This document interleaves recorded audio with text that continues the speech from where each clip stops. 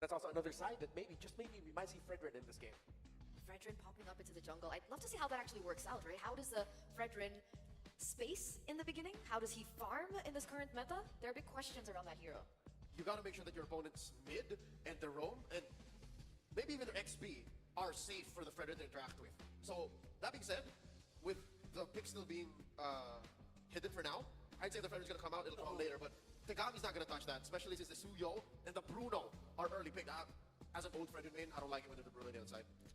It takes a while for me to get there. Yeah. I don't know what the order of the Bruno pick is, but they utilized it back-to-back against their match against Nepal earlier on. So they're sticking with this. They did go back-to-back with that earlier. That's just Acelia getting comfortable. Yeah, and what I like about Cambodia's draft right now is with them prioritizing their content matchup. If Ukraine decides to go into something like an Eve to properly support this Bruno, that would struggle. Cambodia's just blocking. They're blocking, and they get a power combo pick as well for themselves with the Angeling together. I've been throwing out this blue side double pick Angeling since the men's playoffs. Now it finally comes through. Does Ukraine have the answer? This is so powerful. These three alone, this will demand sudden movement, sudden even bans from Ukraine. Yeah. What is the answer, though? Hopefully they're not thinking and considering Boxer right now. I would not like the pace of the game and the tempo for themselves if they decide to go into that. They do pick up a pick that I feel like answers a lineup that is very dive initiation reliant. They Responds pick up a well. It responds well into it. It won't completely 100% answer it, but you mitigate some of the damage that Cambodia would want to do. I like this Tigreal pick because he did that on the meta with the entry of Suyo. Teams have been putting him into the second phase more. But Tigreal dominated the meta as the best rover in the game for the longest time for a reason. And when it comes to team fighting, he's the best at messing that up for your opponents and making it good for you. I like also that they're targeting the mid laners for the side of Cambodia, but for Ukraine, they're going for the gold lane matchups that they don't want to go up against more than Bruno. Those are two heroes that do well with Angela in them. Exactly. Cambodia should go ahead and ban the Aurora right now. That's another hero in the mid that Ban by your waste. Already. Oh, there you go. Aurora, yeah. So all the more easier. And there's a Phobius knowing that they couldn't get the Phobius on to swing back, and it's still open for Ukraine. Does Ukraine go Hilda? Oh, it's banned down now. Oh, wow. Yeah. Both of these teams just doing their homework, covering their bases. They thought about it. Steps ahead. They thought about it, and the Uranus still does come through despite not seeing a Hilda being picked up here. What do you think the Uranus offers in this composition? Well, it's going to be annoying to deal with. Right now, you don't have the right damage profile to deal with it unless you're going to force a Lunox in the gold or a carry in the gold lane, which right now I feel like the Bruno might be a little bit happier dealing with. Maybe not the Lunox come level 4 because for sure Cambodia will be committing a rotation so that they get to the Yui Fendi. I'm going to now, double how down does on the the- carry. I think the carry's decent. Against a Bruno, though? You just have to survive that. You Yeah. can send Yui to babysit. I don't think she's beyond that. Yeah, you have an Angela, a Lig, a Gata Kacha, but that might be too expensive in terms of like the rotations you would need to actually help the carry out. Assume that the Angela's going to Navi. Then it's become less expensive. You just lack the damage output to take down the Uranus. But you I make think your bet that way. the Natan pickup is a safer choice if you have to choose between the carry and the Natan. What is your mid? Just go Valentina? Because there's an Edith on the other side. That sounds to me. Yeah. You're a very good team fighting lineup. The only real standout would be the Uranus, which can just bother the backline. Would you guys consider Veil, Ukraine? Because Hail? I wouldn't knock it. I mean, all my brain tells me that hopefully they don't go the Evil 100% struggle here. The Veil at least has the crowd control and burst. I'm with Val. Whoa, Lunox, That's a mid. good Lunox. Whoa. So that Materasu special. Also a classic, you know, the Angeling combination that we're so used to seeing as we jump into the Land of Dawn. Game number 1 here in this best of 3. We'll find out if it's going to be enough. Interesting. What do you see here, Mirko? Pull yourself together for Kaksa here and Tigreal. This is something that we don't usually see for the Tigreal, right? We see the agility, sure. We usually see tenacity sometimes, Tenacity, maybe even yep. vitality. But pull yourself together is definitely a more aggressive take. They did say aggressive, you know, the panel, and we are going to be seeing that. A whole lot of aggression from Kaksa, probably just all in to look for those crazy moments. I think part of this too is, you know, if I recall, we saw Ukraine play on stream once, and the team has pretty good synergy. I mean, Yep. this is why, you know, they went with this draft. The Uranus was of question, but the Molly's going to get taunted here, I think. Okay, the breakable goes backward. Good thing to have some of that support there. And they've showed us that, yeah, they have quite a bit of synergy. I think even when you talk about the Uranus, you're just there as a bulwark, basically. Like, you are that front line that can really kind of stay up front if you need to. You can go ahead and push some of the waves, proxy them the way you need to. But my ultimate question here for Ukraine, and knowing what we've seen already from Cambodia, is can they deal with that classic combination, having the Heart Guard to play against, and then we know that late game Nathan really comes online, but then you throw in a focusing mark. right? The focusing mark with this Angela is going to help her. A lot of these early skirmishes and fights kind of go in favor of Cambodia if, again, Ukraine is caught off guard. And that's why I also love the fact that they got the Suyo here. Oh. Wow, Nabi taking a shot. Turtle's going to come up shortly, so Sula will go ahead and get in position. Already knows that Yue is there, so forcing her off. Another shot really on point so far.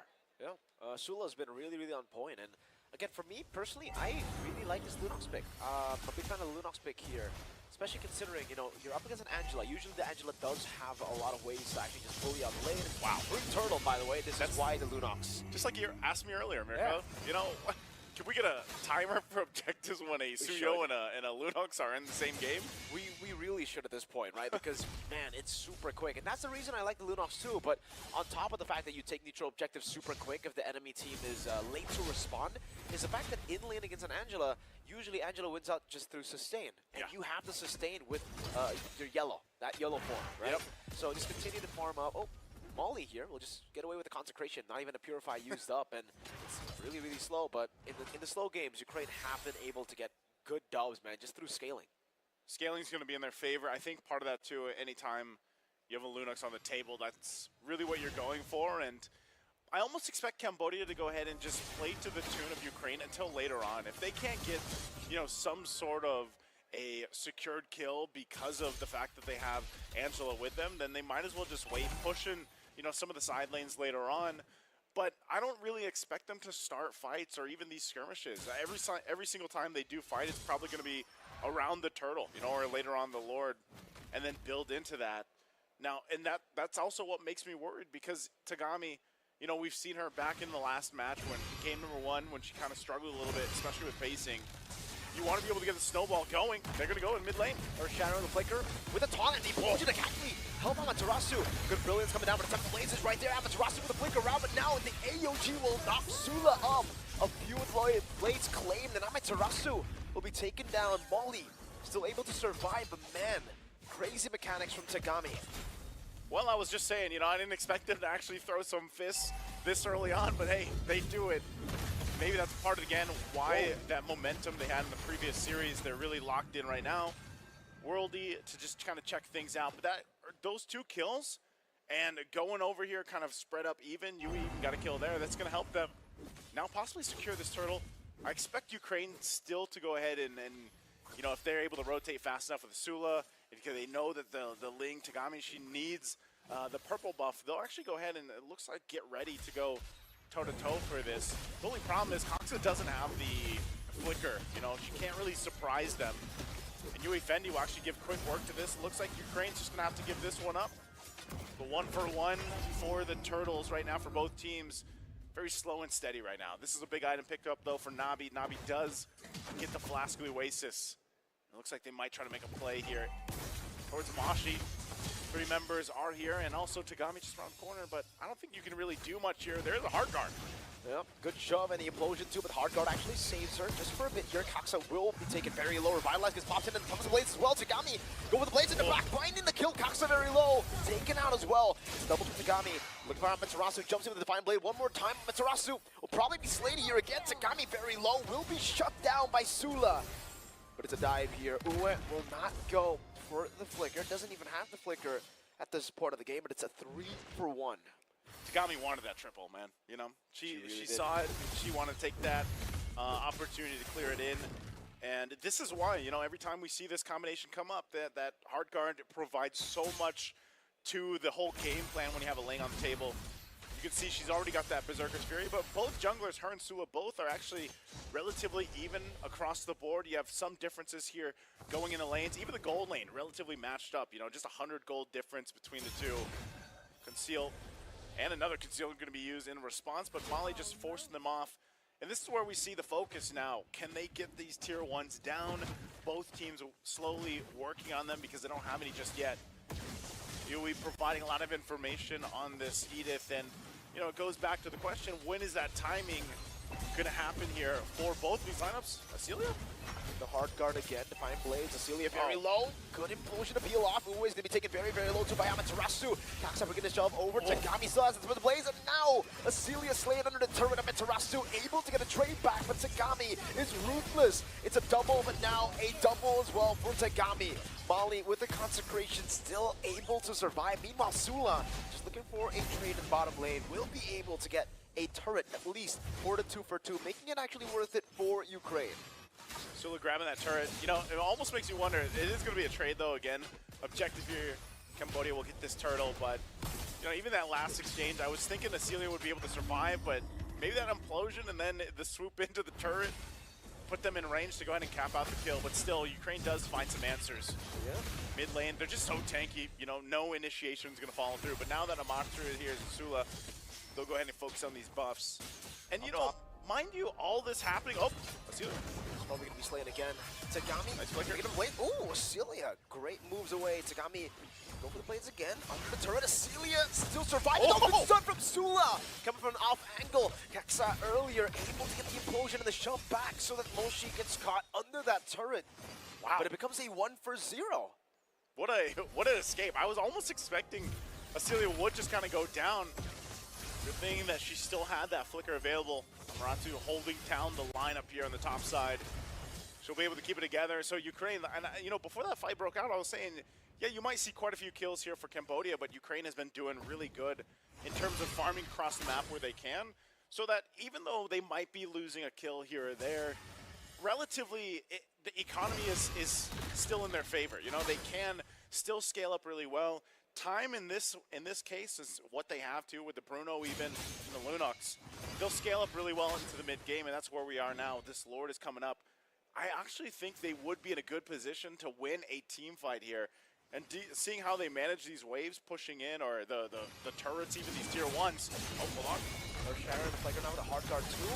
That's an AOG to catch Celia. No flicker, a good taunt over. But Sula was able to blink just in time to escape. Cambodia playing up top now to pinch poise over from Tagami. He has to be careful. There is no hard guard available for her. Kaksa tries to read that movement. Tries to go in for the shove. Now it's Moshi walking up. Yui Fendi just re-hitting with an entropy, and Kaksa will be taking a half HP. With the entropy, Molly picks up the radiant armor, and you can see even with the radiant armor, Yui Fendi is just melting through that HP bar. I'm surprised, man, because radiant armor or not, Uranus or not, you know, even with a consecration, like, you're just going to be burned to use it. And this is quick work of the Lord happening here. I'm not sure if Ukraine can really do much about this, except for watching it taken.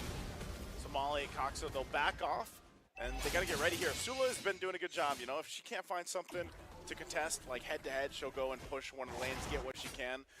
But now we have to think, you know, defensively, is Ukraine cut out to get through this? You know, the First Lord, I think they've got an okay lineup to get through that. Looking at the items, you know, they're tanky enough. Some of the damage obviously coming into place. You have the glowing wand and the divine glaive now for Amaterasu, so she's where she needs to be. But Celia, she's got Berserker's Fury, House Claws, and she needs to be able to use that flicker defensively like we've seen her in the past, because this First Lord, you know, it's not going to be doing too much to the base. You might get the tier 2s down unless they force a fight. We've seen Cambodia do this multiple times now. And this whole time, Yui Fendi's just been able to farm up, do her thing. Now they focus on the tier 2. Bottom and top pushed in. Lord finally goes down. So as I expected, as I was thinking, that Lord's going to be taken care of really quickly. And right now, Ukraine doing okay.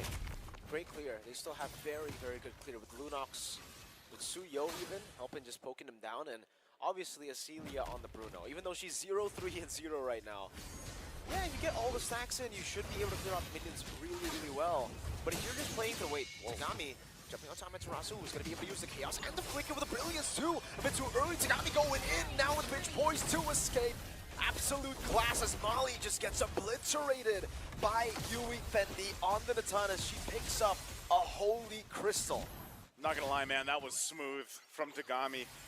Able to just go from that angle with a heart guard and then get enough attention, and then they go and get 2 kills out of it. This is what should have been just a cleared Lord, you know, and then you hold on to maybe even that tier 2 turret in the mid lane, but because of that decision from Tagami and Navi, they were able to get more. You know, the Lord went down so early, but at least for now, Ukraine, they do hold on to the Holy Shields. They still got that.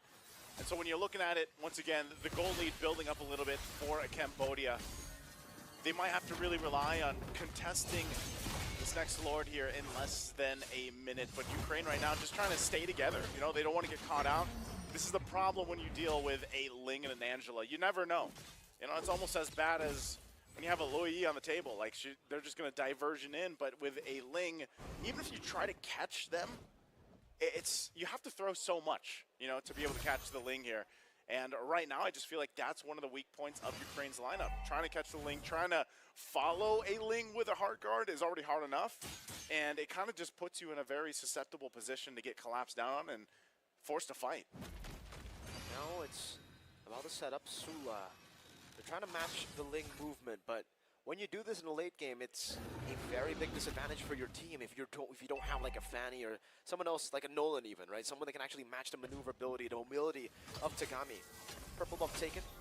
The Tundra and Ling maybe, you know, similar speeds to taking a Lord right now. You can see it just blitz down. Acelia will be able to walk up. Ollie as well. Tagami wins it out. Kaksa goes up with the implosion, but it will not be enough to take them down. And the wave will still be able to get used up. And Sula gets demolished by this Ling. Tagami will continue this onslaught of damage as Acelia will not be able to get through even the FOTO shielding.